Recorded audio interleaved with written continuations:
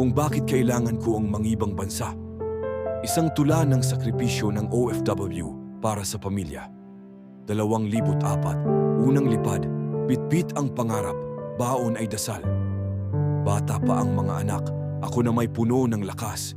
Akala ko'y ilang taon lang, makakauwi rin agad. Saudi ang unang hantungan, init ng disyerto, pagod sa katawan.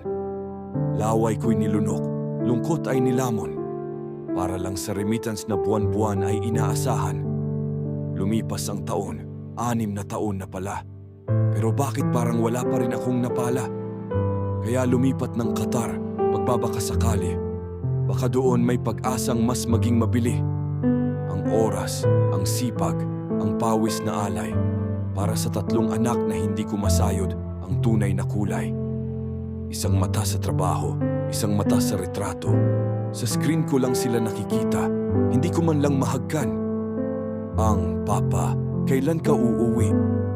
Ay parang kutsilyo sa laman, pero kailangan kong magkunwaring matatag. Kahit ang puso ko'y gumuho na't magkalamat-lamat. 3 taon sa Qatar, parang panaginip lang. Pagod sa init, gutom sa hapunan. Ngunit walang makakain kapag pinagod na ng lungkot.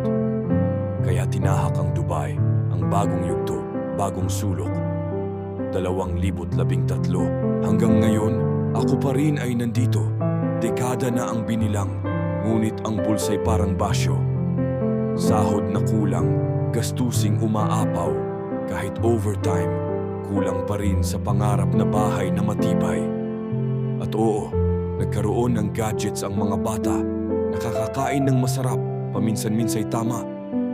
Pero hindi nyo alam, anak, ang bawat kilong padala, kabayaran ay luha. Walang yakap tuwing may lagnat kayo. Walang amang makikinig sa lihim mong kwento.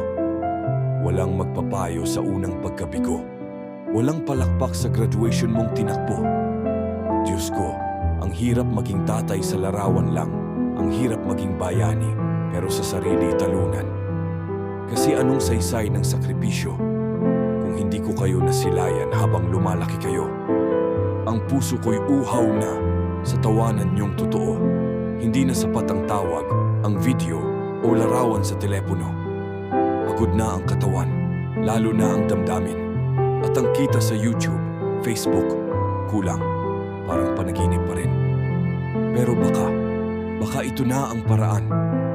Baka ang kwento ng isang amang OFW na dekada ng lumuluha sa ibang bayan ay marinig, mahalin at suportahan.